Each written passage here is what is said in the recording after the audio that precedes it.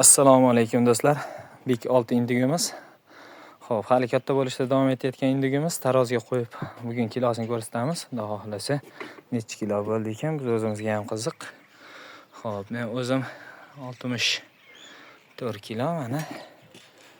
Mana nol holatda. Ishonishlaring uchun mana hozir taroziga qo'yamiz. Qani, o'tiring.